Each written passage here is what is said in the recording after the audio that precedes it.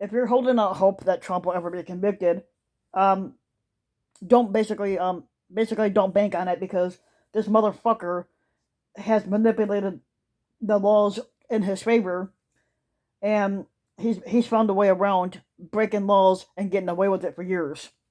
Attorney General Merrick Garland is not going to save our democracy, nor is the Attorney General of New York Letitia James, the Manhattan District Attorney Alvin Bragg, nor the Fulton County District Attorney Fannie Willis. As the apparent collapse of the New York District Attorney's investigation makes clear, criminal cases are hard to fucking make. Donald Trump, despite his many seemingly criminal acts, is unlikely to ever spend the night of day in jail. Now, observers of the Trump malignancy have an unfortunate habit of wish casting. Basically, they believe that their most optimistic fantasies will become reality. Look at what happened with the Mueller investigation, and people kept saying it's Mueller time, and they were hoping that Mueller would find something on Trump, like he would dig up dirt. Mueller did outline, when he was investigating Trump. Mueller did outline 10 different instances where Trump broke the law, but we already knew the Republicans were never going to convict Trump because they didn't have a fucking spine. Um, so basically, remember the whole thing with the Mueller time, and they did it with both of Trump's impeachments. Their dream has always been that somehow, somewhere, someone would call Trump to account for his actions, and in doing so, save our American democracy. Now today, many invest the ongoing criminal investigation of Trump in New York, Georgia, and Washington D.C. with the same hopes. Um, even George Conway has speculated that this time things might be different, but I wouldn't bank on it. I just don't see it happening. Now, please don't misunderstand. I'm convinced as anyone of the criminality of Trump's conduct, and nothing would please me more than to see him get his deserved comeuppance. And he should and very well may be indicted in one or more of these jurisdictions, and the civil suits against him have many legs. But years of experience, basically, um, with defending others has taught us that the criminal law is a blunt tool for achieving justice and poor means of resolving political issues. Now, in my judgment, the chances that Trump will be convicted of any crime are slim to none. And though I am no political analyst, my guess is that a failure to convict will only embolden him even further, and along with his sycophants. So why won't the criminal law suffice? Now, to begin with this, one should not assume that the cases against Trump will be easy to prove substantially. And there's a greater deal of evidence of criminality on the public record, but having that evidence and presenting it convincingly in a court of law are two different things. Now, we should not assume that the evidence is clear and that any vote for acquittal would be the unreasoning verdict of a Trumpist holdout.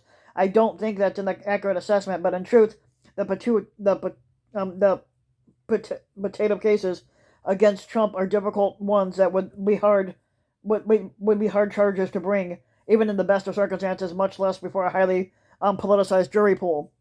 Now, consider the New York case, for instance. As far as one could tell from public reporting, the kernel of the case is that Trump lied in his financial statements, which he's known to lie about it. He's known to lie about everything anyway. But he allegedly inflated his net worth and the worth of his properties to secure loans, but at the same time deflating their value to avoid paying his taxes. The stark consistency is evidence of fraud, but in addition, it appears that the Trump organization compensated some of its employees through the non-wage benefits such as apartments, cars, and tuition, and that those benefits were not declared by the employees of the company. Now, all of this is serious fucking stuff, for sure, but it is also sadly very common. Even if we accept the case against Trump is strong enough to be charged with, and the recent Mazars disclosures suggest that it is, the simple fact is that fraud of this sort is commonplace in the real estate market, and failing to declare non-wage benefits is likewise a common occurrence.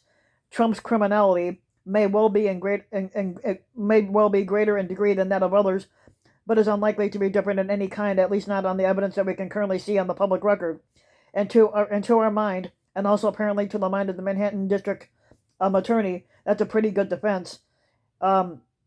as if the lack of an insider who's willing to testify against Trump. If Trump can show that his practices are common in the real estate community, which they're more than likely not, then that will make his they're picking on me argument much stronger. Likewise, a federal case against Trump related to the January 6th Klan insurrection. Now, if the Justice Department is indeed investigating this one, which we know they are, though we don't know that it is, it would be a challenging one. The main complaint in reality is both that Trump incited the riot, he incited the Klan riot, and that he did nothing to stop that Klan riot once it got started. But as the former federal prosecutor Randall Eliason has said, making a criminal case of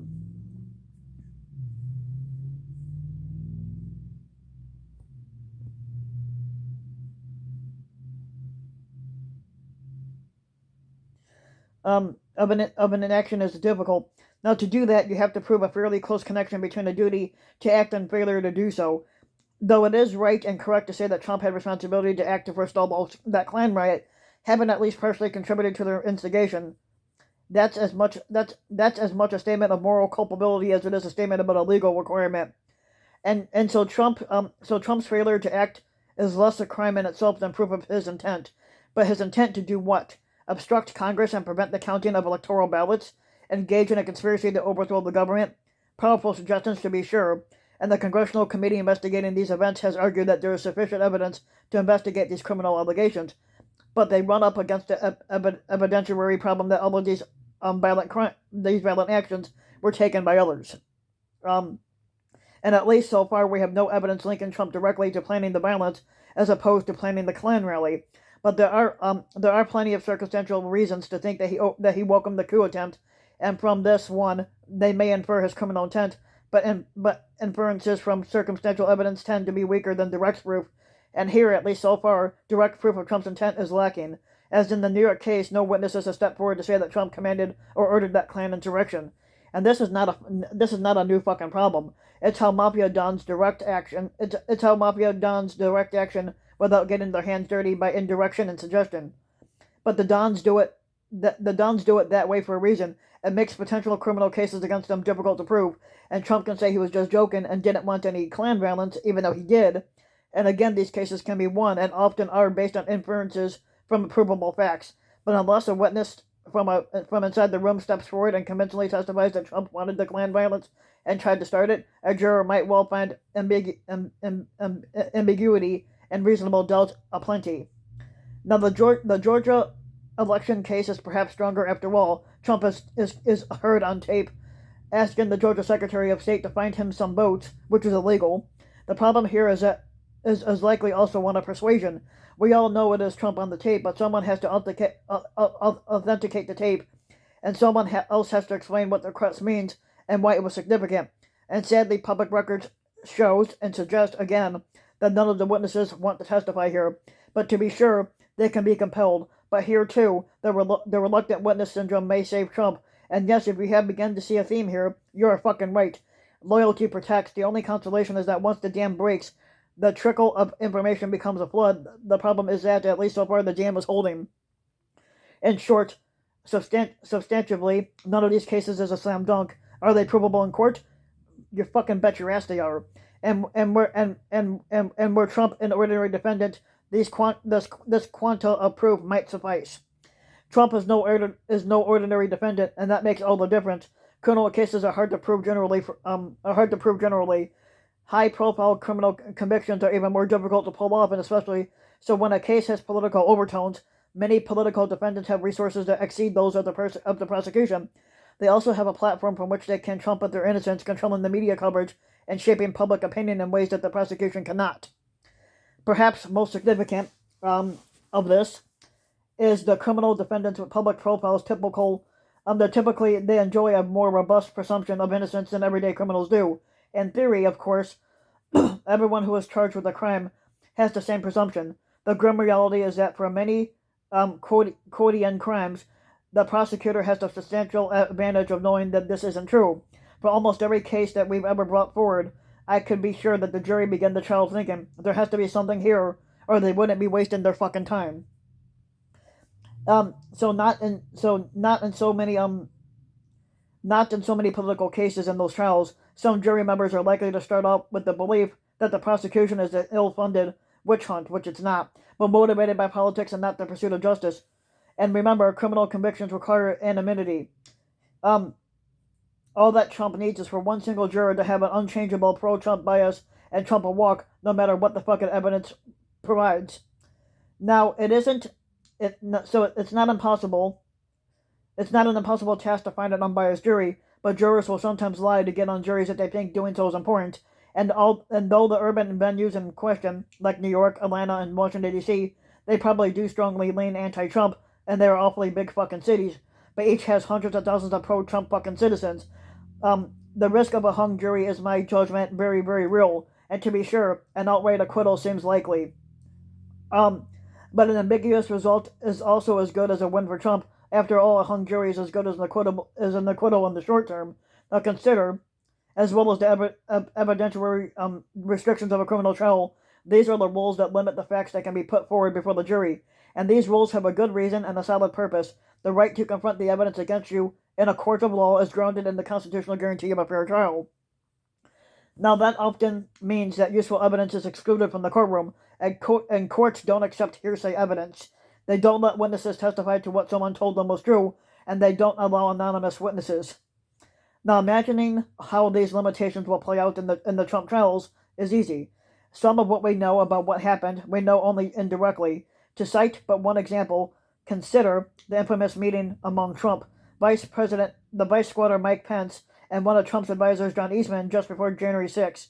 Almost all of what we know about that meeting is from external sources, such as the legal memo Eastman handed out that's now public, and those who were there will be at best unwilling witnesses. It seems almost certain, for example, that Pence will do everything he can to avoid being called as a witness, and that if he fails, he'll be a reluctant one. The story of what happened that day is well known, but without the cooperation of eyewitnesses, it'll be fucking difficult to prove. Sorry here.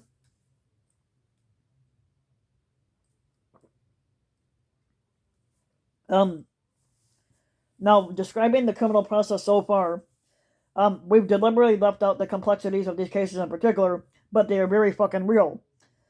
Some of the possible charges, such as seditious conspiracy, have almost never been brought fucking forward. Others, such as fucking obstruction of an official proceeding, are rare and invoke criminal provisions, and that potentially ambiguous, and that is potentially ambiguous in meaning. Now, though the government has won some notable legal victories so far in the district courts, those victories are at best fucking contingent. The appeals court, and especially the Supreme Court, have historically been far more protective of politicians than the lower courts have been.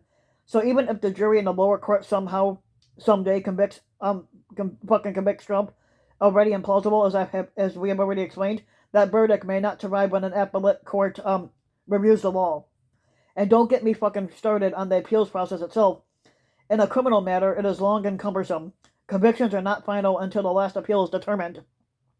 So again, to cite only one possibility, one can readily imagine a second Trump administration dropping the appeals of court's conviction and confessing the error.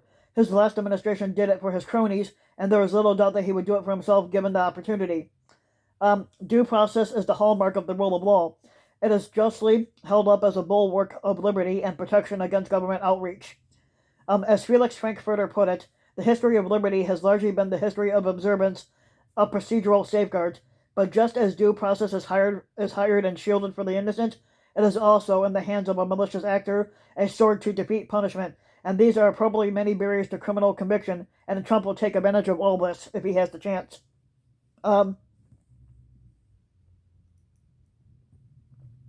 So this leaves our society with the challenge. What do we fucking do? Do we count on the fucking criminal law to serve as a deterrent to malicious behavior? But fucking Trump seems to likely evade it. Just as the protection of impeachment against mendacity has proven inadequate, criminal law will probably prove the fucking same. And that means that the only real protection against fucking Trump's malignancy is the goddamn ballot box. But don't invest too much hope in fucking Merrick Garland, because even with the best of all, and the best of will, which I do not doubt that he has, he cannot fucking save democracy. Only we fucking can. So if you like the video, give the video a like and subscribe to my channel, RBW King. You can also hit the notification bell so that you'll be notified when a new video comes out. And if you want to support my work even further, you could donate to my Patreon link, which you can find in the About section of my YouTube channel. and you could donate as little as a few bucks a month, and that can help the channel go a long way. So yeah.